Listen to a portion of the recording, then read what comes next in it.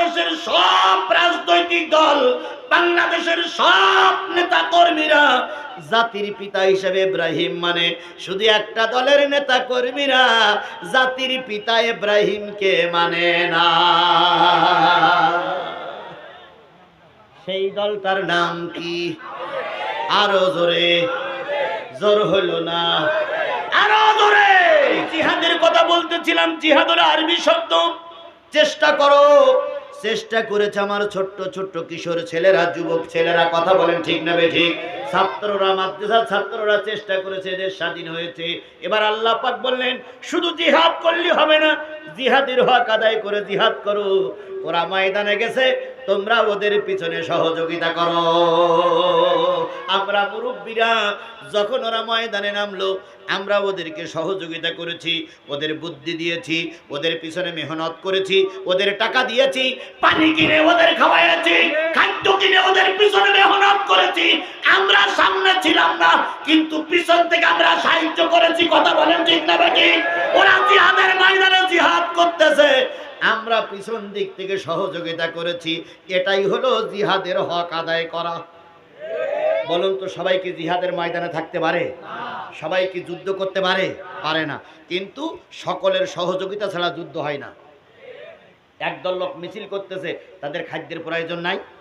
বলুন তো, এই প্রতিষ্ঠানের সবাই কি কমিটির সদস্য হতে পারে? পারে না। কিন্তু আমাদের সকলের সহযোগিতা ছাড়া কমিটি চলে না। এই মাদ্রাসার সবাই কিন্তু দায়িত্বশীল হতে পারে না, কিন্তু দায়িত্বশীল হতে গেলে আমাদের সকলের সহযোগিতা করার দরকার। কথা বলেন ঠিক না বেঠিক? আল্লাহ রাব্বুল আলামিন বলতেছে একদল কাজ করবা আর একদল সাহায্য করবা, জিহাদের হক আদায় করে জিহাদ করবা। ওয়াস্তাবাকুম, এজন্য আমি আল্লাহ তাক তোমাদেরকে তৈরি করেছি।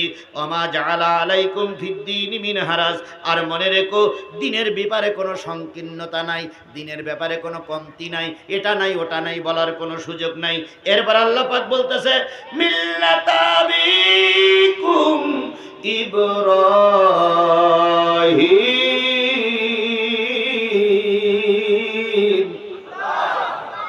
তোমাদের পিতা ইব্রাহিমের আনা ধর্মের পরে তোমরা টিকে থাকো। বলুন তো, ইব্রাহিমের আনা ধর্মের নাম কি? ইসলাম। ইব্রাহিমের আনা ধর্মের নাম কি?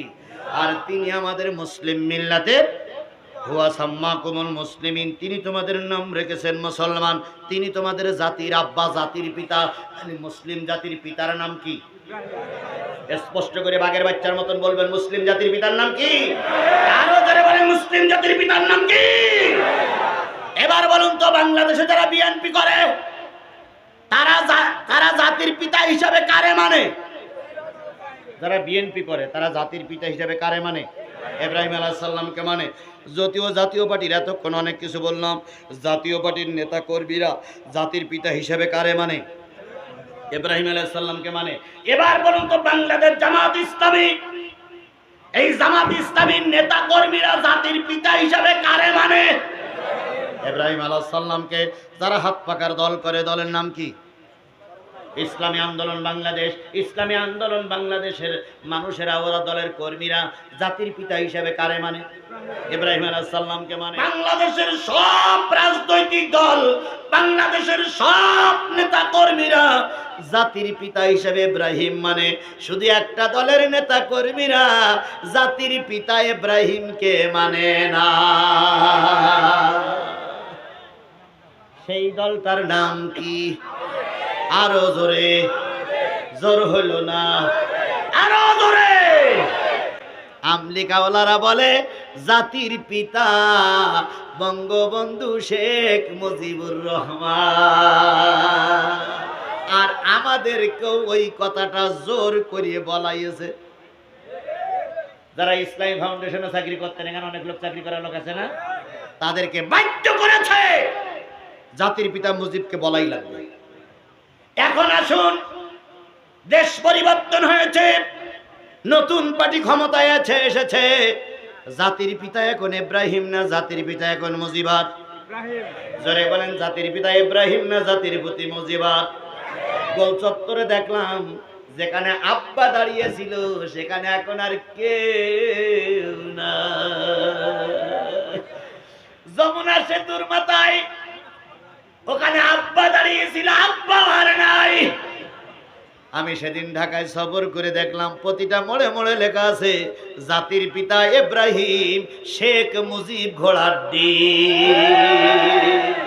এবার আমরা সবাই বলি জাতির পিতা ইব্রাহিম, শেখ মুজিব। আরো জোরে বলেন জাতির পিতা ইব্রাহিম, জাতির পিতা ইব্রাহিম। কারণ জাতির পিতা ইব্রাহিম এটা কে বলেছে? এবার আসুন যারা আওয়ামী লীগ তারা মনে মনে বিরাট অসন্তুষ্ট। ও আল্লাহ, তাকাই দেখেন মুখটা কালো হয়ে ছোট্ট হয়ে গেছে। যাবে না কেন? তোমরাই আমার সরপাড়ার মাহফিলে বাধা দিয়েছিলে। যাবে না কেন? তোমরাই আমার সাথিয়ার মাহফিলে আমার পরে আঘাত করেছিলে। যাবে না কেন? তোমরাই আমাদের মাহফিল গুলো বন্ধ করেছিলে। যদি বলেন হুজুর প্রতিশোধ নিচ্ছেন না, আমি শুধু কোরআন দিয়ে বলতেছি, তাহলে এবার বলুন তো, পিতা বেশি হওয়া ভালো লক্ষণ না খারাপ লক্ষণ? পিতা বেশি হওয়া ভালো লক্ষণ না খারাপ লক্ষণ? মা একটা সন্তান জন্ম দিয়েছে, পিতার পরিচয় বলে না। সন্তান একটু বড় হওয়ার পরে, স্কুলে যাওয়ার পরে স্যার বলতেছে, খোকা তোর আব্বার নাম কি? কয় তা তো কোনোদিন শুনিনি। আজকে বাড়ি যেয়ে শুনবি তোর আব্বার নাম কি? এখন ছেলে স্কুলতে বাড়ি এসে বলছে, মা আমার আব্বা কেডা? তা বলতেছে, ওই 3 রাস্তার মাথায় মুদিখানার দোকানদার, ওটাও তোর আব্বা। আর ওই রেস্ট্রি অফিসে জমি লেখে, ওটাও তোর আব্বা। আর ওই কি ওই পাবনার কোটে ওকালাতি করে, ওটাও তোর আব্বা। তো ছেলে বলতে, মা আমার আব্বা কয়জন?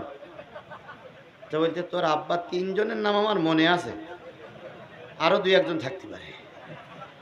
বলেন যদি কারোর আব্বা 3 জন হয়, তাহলে ওই সন্তান কি বৈধ না অবৈধ? জোরে বলেন বৈধ না অবৈধ? তাহলে আজকে তারা মুজিবের সন্তান বলে দাবি করতেছ। আল্লাহ বলল তোমার বাবার নাম ইব্রাহিম, এই ইব্রাহিম বাদ দিয়ে যদি আরো নতুন বাবা খোঁজো, তাহলে এই সন্তানটা যেমন বুঝলো আমার জন্ম ঠিক না। যাদের বাবা বেশি দাবি করতেছো, আমরাও বলতেছি তোমরা বাংলাদেশের অবৈধ সন্তান। মূলত বাপ কয়জন? না, বাপ হলো 3 জন। একটা হলো আদি পিতা, নাম কি? আর একজন হলো জাতির পিতা ইব্রাহিম আলাইহিস সালাম, আর একজন হলো জন্মদাতা পিতা। এই 3 পিতা ছাড়া অতিরিক্ত পিতা মানা যাবে না। রাসূল সাল্লাল্লাহু আলাইহি সাল্লাম ধর্মের কথা বলেছেন। বলুন তো রাসূলের চাইতে ভালো মানুষ সমাজে আর কেউ ছিল? আরো জোরে বলতে হবে ছিল। রাসূল যখন ধর্মের কথা বলেছেন, আজকে নিজামীর বিরুদ্ধে, আল্লামা সাঈদীর বিরুদ্ধে যেমন অপবাদ দিয়েছে, তৎকালীন কাফেরেরা রাসূলের বিরুদ্ধেও ওই রকম অপবাদ দিয়েছে। আল্লামা সাঈদীর বলা হলো ধর্ষক। কি বলা হলো? মতিউর রহমান নিজামীকে বলা হলো হিন্দুদের ঘর জ্বালানো ব্যক্তি। তাই না? তাই না? তাই না? এ হলো যুদ্ধ অপরাধী। ঠিক তদ্রূপ আল্লাহ নবী মক্কা থেকে হিজরত করে যখন মদিনার উপকণ্ঠে ইসলামের দাওয়াত দিচ্ছিল, সেই সময় কিছু ইহুদি খ্রিস্টান, সেই সময় কিছু কাফেরেরা রাসূলের বিরুদ্ধে অপবাদ দিয়েছিল। তার ভিতরে একজন লোক ছিল, নাম তার কাব ইবনে আশরাফ। কি নাম বললাম? আমি কিন্তু জিহাদের পরে এই কথা বলতেছি। লোকটার নাম কি? কাব ইবনে আশরাফ। কয়েকটা কবিতা লিখলো। একটা কবিতার সারাংশ ছিল হলো, নবী বহু নারী লুবি। ওই কাব ইবনে আশরাফের বক্তব্য ছিল, নবী বুড়িরও বাদ দেয় না, ছোটটারও বাদ দেয় না। খাদিজার মতন বুড়ির নবী বিয়ে করে, আবার আয়েশার মতন অল্প বয়সে মেয়ের নবী বিয়ে করে। নবী নারী লুবি, নবী নারী লুবি। আর একটা কবিতার সারাংশ হলো, নবী অর্থ লুবি, যে মুসলমান হয় তার কাছে চান্দা চায়, নবী অর্থ লুবি। আর একটা কবিতা লিখলো, নবী দেশ দখলকারী, নবী স্বৈরাচার, পরের দেশ দখল করাটা নবী খুব বেশি ভালোবাসে। এই 3টে কবিতার হেডলাইন যখন নবীকে শোনানো হলো, নবীর সামনে আসলো রহমতের নবী, দয়ার নবীর চোখ বেয়ে টপ টপ টপ টপ করে পানি পড়তেছে। ও আমার রব, আমি যদি নারী লোভী হতাম, ভরা যৌবন বয়সে কেন একটা বুড়ি মানুষকে বিয়ে করলাম? নবী যদি নারী লুবি হতেন তাহলে নারী লুবি যারা তারা তো যুবকদের যুবতীরে খোঁজে, কথা বলেন ঠিক না ঠিক? কিন্তু নবী বিয়ে করলেন, দেখেন 25 বছরের যুবক বিয়ে করলেন কত বছরের বুড়ি? 40 বছরের বুড়ি। নবীর চোখ বেয়ে পানি পড়ে, ইয়া আল্লাহ, যদি আমি নারী লুবি হব তাহলে 25 বছর বয়সে কেন আমি বুড়ি মানুষে বিয়ে করলাম? ও আল্লাহ, যদি আমি নারী লুবি হব, শুধু আয়েশা ছাড়া আর যতগুলো নারীর আমি গ্রহণ করেছি সব তো বিধবা, সব তো পরিত্যক্তা, সব তো বান্দা নারী, সব তো দুর্বল নারী আমি বিয়ে করেছি, অথচ আমার নামে কবিতা লেখে। ও মাবুদ, হতে পারে না, তুমি আমার পরে সাহায্য করো। আল্লাহর নবী 2 চোখের পানি ফেলাই কান্দে, আল্লাহ, তুমি যদি আমারে নবুয়াত না দিতে, যদি আমারে নবী না বানাতে, ওরা আমার নামে এরম অপচয় কথা, বাজে কথা বলতে পারতো না। নবী যখন মদিনার মসজিদে ঢুকলেন, নবীর চোখ বেয়ে টপ টপ টপ টপ করে পানি পড়তেছে। আবু বকর নবীর চেহারার দিকে তাকালেন, হযরত ওমর নবীর চেহারার দিকে তাকালেন, আলী চেহারার দিকে তাকায় তরবারি বের করে বলতেছে, ইয়া রাসূলুল্লাহ, কে আপনার মনে কষ্ট দিয়েছে? কে আপনাকে আঘাত করেছে? কে আপনার বিরুদ্ধে কথা বলেছে? একবার একটু বলুন, কাল্লা আলাদা হয়ে যাবে। নবীজি কিছুই বলে না। নামাজের সময় হয়ে গেল, নবীজি নামাজে দাঁড়ায় গেলেন। নামাজে নবীজি সূরা কেরাত পড়তেছে, আলহামদুলিল্লাহি রাব্বিল আলামিন। নবীজি একটা করে আয়াত পড়ে ডুকরে ডুকরে কাঁদে আর কয়, বলি তোমার বান্দারা আমার বিরুদ্ধে অপবাদ দেয়, ও আল্লাহ তুমি কি দেখো না? সাহাবীরা বলেছেন, ঘরে যখন খাবার থাকতো না, ছোট্ট ছোট্ট বাচ্চাগুলো যখন ক্ষুধার যন্ত্রণায় ছটফট করত, মা বাচ্চাটারে কোলে করে নিয়ে নবীর দরবারে চলে যেত, নবীর সামনে বসাই রেখে আসতো। 2 দিন 3 দিন পরে মা যে বলতো, বাজান রে, খেজুরার পানির ব্যবস্থা হয়েছে, বাড়ি চল। বাচ্চাটা কেটে এসে মায়ের 2 গালে 2 চুমা দিয়ে বলতাম, আম্মু বাড়ি যাও। নবীর চেহারার দিকে তাকাই থাকলে পেটে ক্ষুধা থাকে না। কোন এক পূর্ণিমার চাঁদে হযরত আনাস ইবনে মালিক বলেন, আমি রাসূলকে মরুভূমির ময়দানে পেয়ে গেলাম, মাথার উপরে চাঁদ। আমি বারবার নবীজির চেহারার দিকে তাকাচ্ছিলাম আর বারবার পূর্ণিমা চাঁদের দিকে তাকাচ্ছিলাম। অনেকক্ষণ তাকানোর পরে আমার যা আইডিয়া হলো, ওই পূর্ণিমার চাঁদে কলঙ্কের ছাপ আছে, দাগ আছে, কিন্তু রাহমাতুল লিল আলামিন নবীর চেহারার ভিতরে কোনো দাগ নাই। হযরত আয়েশা সিদ্দিকা রাদিয়াল্লাহু তাআলা আনহা বর্ণনা করেছেন, গভীর রজনীতে নবী ঘরে ফিরতেন, আমি নবীরে কম্বল মুড়ি দিয়ে সময় দিতাম, নবীর ছেঁড়া কাপড়গুলো সুচ দিয়ে সেলাই করতাম। ঘরে একটা লণ্ঠন টুপ টুপ টুপ টুপ করে জ্বলতো, লণ্ঠনে তেল ছিল। কিছুক্ষণ পরে লণ্ঠনের তেল ফুরায় গেল, লণ্ঠনটা নিভে গেল, বাতিটা নিভে গেল, আমার হাতের সুজো পড়ে গেল। আমি চিন্তা করলাম, এখন যদি নবীর জামাটা সেলাই করতে না পারি, কালকে রাষ্ট্রের কাজ নবী করতে পারবে না। এখন তো লণ্ঠনে তেল নাই, সুচ হারাই গেছে, কেমন করে সুচ খুঁজে পাবো? হযরত আয়েশা বলেছেন, আমার জাতি, আমার মনের ভিতরে একটা বুদ্ধি আসলো, নবীজির চেহারার থেকে কম্বলটা সরাইয়া দাও। নবীজির চেহারার থেকে কম্বল সরাই দিলাম। কম্বল সরাই দেওয়ার পর অন্ধকার ঘরটা আলোকময় হয়ে গেছে, এমন আলোকিত ঘর হয়ে গেছে, সেই আলোয় আমি আমার হারানো সুচ খুঁজে পেয়েছি। কি সুন্দর মায়ার নবী, দয়ার নবী ছিলেন। ওই নবীর চোখে পানি, কারণ নবীর বিরুদ্ধে ওরা একটা কবিতা লিখেছে, ওরা একটা গদ্য লিখেছে, ওরা একটা গল্প লিখেছে। নবীর চেহারা মনে। নামাজের পরে নবী মেম্বারের পরে বসলেন খুতবা দেওয়ার জন্য, কিন্তু নবী হাউমাউ করে কাঁদতেছে।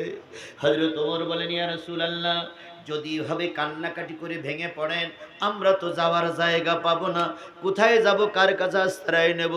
নবী বললেন, ওমর রে, এত কষ্টের কথা মেনে নেওয়া যায় না। ওরা আমাকে বলেছে আমি নাকি নারী লোভী, ওরা আমাকে বলেছে আমি নাকি দেশ দখলকারী, ওরা আমাকে বলেছে আমি নাকি অর্থলোভী, এটা মেনে নেওয়া যায় না। হযরত ওমর বললেন, আলী বললেন, ইয়া রাসূলুল্লাহ, হুকুম দেন। নবী বললেন, এখন হুকুম দেওয়া যাবে না, চুপ করে থাকো। পিছনে ছিলেন, একবার পিছনে ছিলেন একটা জীর্ণ শীর্ণ রুগ্ন একটা লোক, মাথায় তেল নাই, পরনে কাপড়ও ভালো না। ওই লোকটার নাম হলো মুহাম্মদ ইবনে মাসলামা। কি নাম বললাম? মুহাম্মদ ইবনে মাসলামা। তিনি দাঁড়াই বললেন, হে আল্লাহর নবী, আমি আমার জীবনের চাইতে আপনাকে ভালোবাসি। লা ইউমিনু আহাদুকুম হাত্তা আকুনা হাব্বা ইলাইহি মিন ওয়ালিদিহি ওয়া ওয়ালাদিহি ওয়ান নাসি আজমাইন। ততক্ষণ পর্যন্ত কেউ মুমিন রূপে দাবি করতে পারবে না যতক্ষণ সে তার পিতা মাতা, ভাই বোন, আত্মীয় স্বজন, পাড়া প্রতিবেশী, নেতা নেত্রী, পিতা মাতা সকলের চাইতে নবীরে বেশি ভালোবাসতে না পারবে। ইয়া রাসূলুল্লাহ, আমি আপনার জীবনের চাইতে ভালোবাসি। আপনার চেহারায় পানি, আপনার চোখে পানি আমি সহ্য করতে পারি না। আমার পরনের কাপড় ভালো না, মাথায় তেল নাই, বাহুতে শক্তি নাই, কিন্তু আপনি যদি অনুমতি দেন, আগামীকাল ফজরের নামাজের আগেই ওই কাব ইবনে আশরাফের কাল্লাটা আপনার কাছে হাজির করব। আরেকটু জোরে বলুন সুবহানাল্লাহ। লোক দিয়ে, ক্ষমতা দিয়ে, বাহু দিয়ে, বন্দুকের নল দিয়ে বিজয় আনা যায় না। বিজয় আনতে গেলে আল্লাহর রহমতের প্রয়োজন হয়। বাংলাদেশের মুসলমানেরা শোনো, বিএনপির ভাইরা আমাদের সাথে আছেন, আপনারাও শোনেন। যদি আল্লাহ পাক বিএনপি জামাত যেভাবে আন্দোলন করে এসেছে, এই আন্দোলন যদি ঠিক রাখতে পারি, আমাদের দুই দলের ভিতরে যদি ভাঙন সৃষ্টি না হয়, দুই দল যদি সুষ্ঠু নির্বাচনে যেতে পারি, আমার বিশ্বাস, কোরআন শপথ করে নিয়ে বলতেছি, আগামী দিনের সংসদ হবে কোরআনের সংসদ। আগামী দিনের গণভবন হবে কোরআনের গণভবন। আগামী দিনের বঙ্গভবন হবে কোরআনের বঙ্গভবন। চুপপুরে ছড়াই দিয়ে ওখানে টান পোলাকের লোক প্রেসিডেন্ট হয়ে বলবে,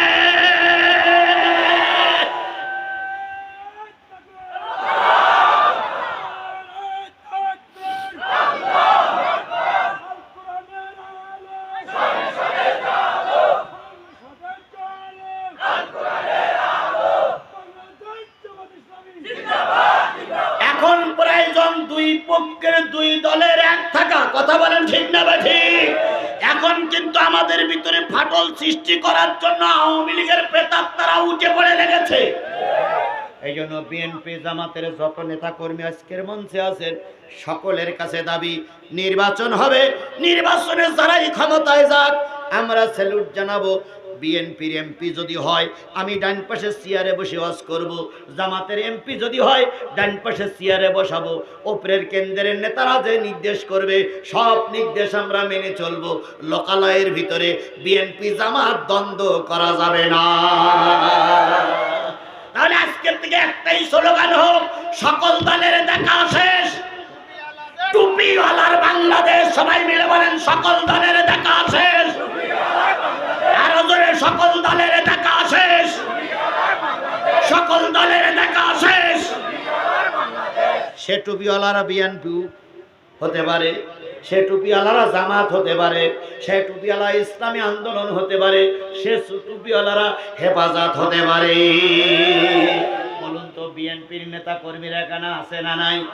তাদের মাথায় টুপি আছে না নাই? তাহলে এই টুপিওয়ালারাই পাওয়ারে যাক। কথা বলেন ঠিক না ঠিক? কোন মৃত্যু, প্রতারক, ধোঁকাবাজ, রক্ত শোষণকারী, হিংস্র হাইনারা যেন আর ক্ষমতায় যেতে না পারে।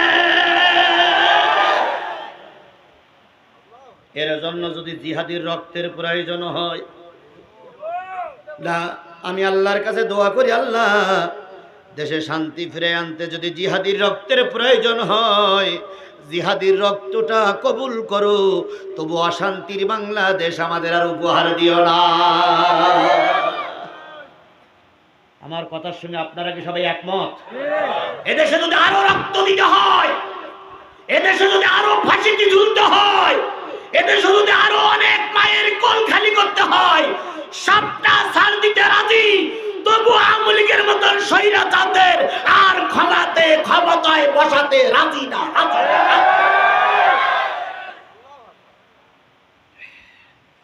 আমি ঘড়ি দেখেছি, আলোচনার শেষ প্রান্তে পৌঁছে গেছি, শেষ করতে আর 10টা মিনিট সময় লাগবে। দেবেন দেবেন না? কিছু লোক হয়তো বলতে পারে হুজুর আপনি আমাদের বললেন 12টা পর্যন্ত